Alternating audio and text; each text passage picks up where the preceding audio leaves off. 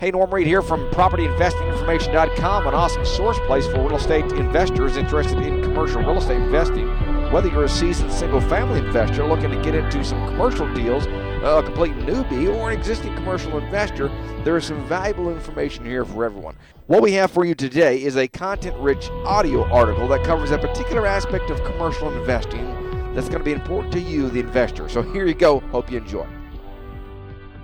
There's good news about property investing for beginners. In spite of the government and the economy and everything that Congress is doing to enact new laws and legislation, making it more difficult to make a decent profit on real estate transactions, but many of those changes only really apply to residential real estate. So there's good news out there for the new commercial real estate investor. Here's how to get started off on the right foot.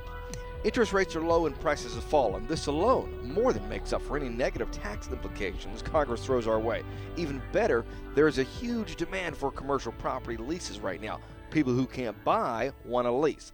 Businesses downsizing their buildings need to lease and not buy. And so cheap prices, low interest rates, high lease rates, what could be better? In this economy, you have to be much more careful about how you choose your investment, and obviously you'll need to find the best price and the best terms that are favorable to you and what you can afford and what you can come up with. But many investors will choose to select one or two niches to focus on when first starting out, i.e. office buildings, self-storage, restaurant, those sort of sub-niches within the commercial real estate business. Now, commercial property owners, like any property owner, always think their property is worth way more than it really is. I mean, it'll be up to you to do some due diligence to show them why, by the numbers, that their property is worth far less than they actually think.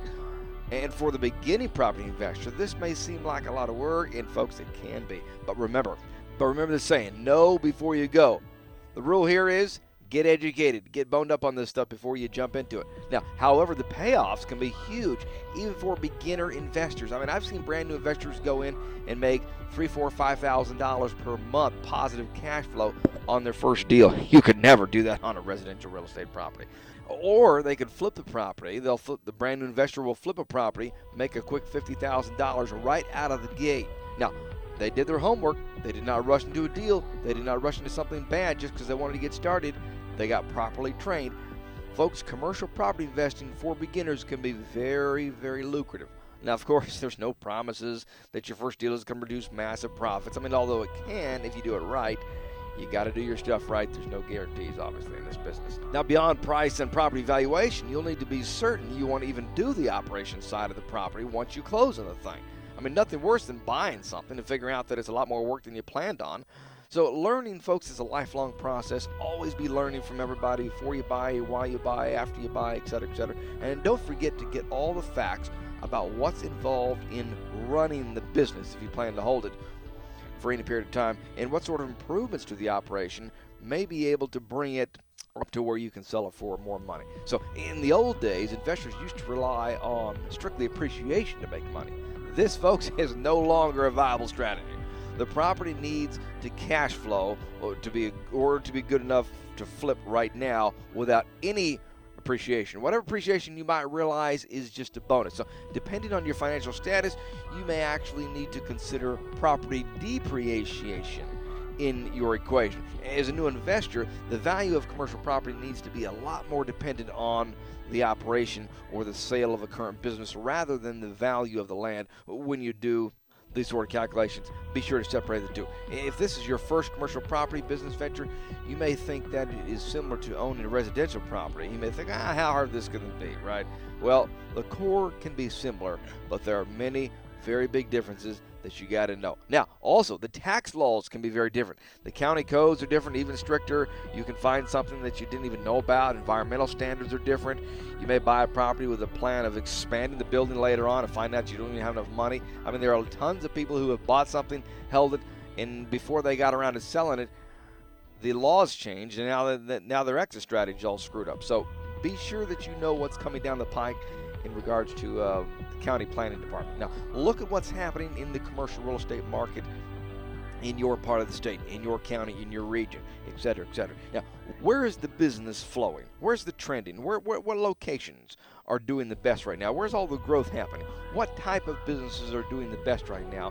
What federal, state, and local laws are changing? What about environmental impact? This seems to be one of the areas that a lot of investors seem to leave out and it's a bad idea. Do not leave this environmental thing out.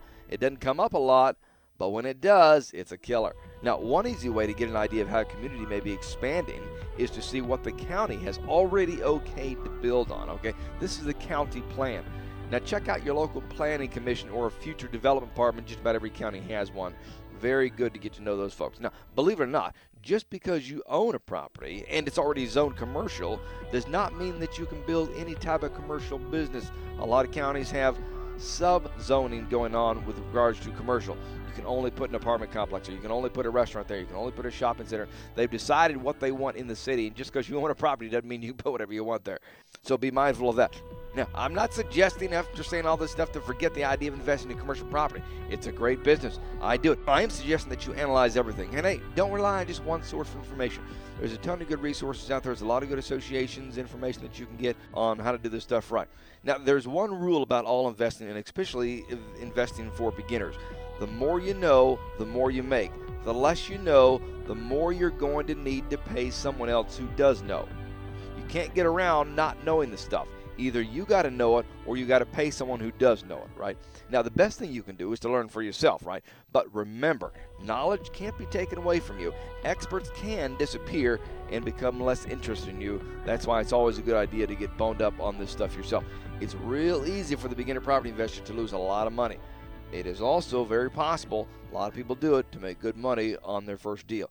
To start off on the right foot, before anything else, you need to choose a niche, a sub-niche. You can't become an expert overnight in every type of commercial property. I mean, retail is different than office buildings. Self-storage units are different than apartment buildings. But just pick one, then move forward with step 2. Investing for beginners starts here. Hey, Norm Reed here, back again. Hope you took away something from what you just heard that you can use in your business. Here's the deal, and an action plan of sorts to assist you in taking the next step towards success as a commercial real estate investor.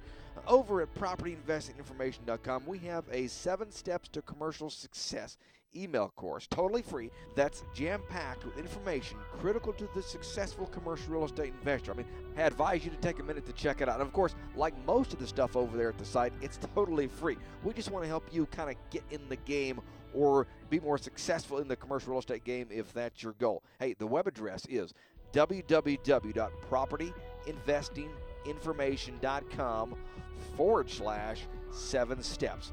That'll take you right to the page. You can get signed up. Hey, it's totally free. 7 steps to commercial success in commercial real estate investing. Pretty awesome stuff. Again, Norm Reed here, www.propertyinvestinginformation.com/7 steps. Go there now. Talk to you soon.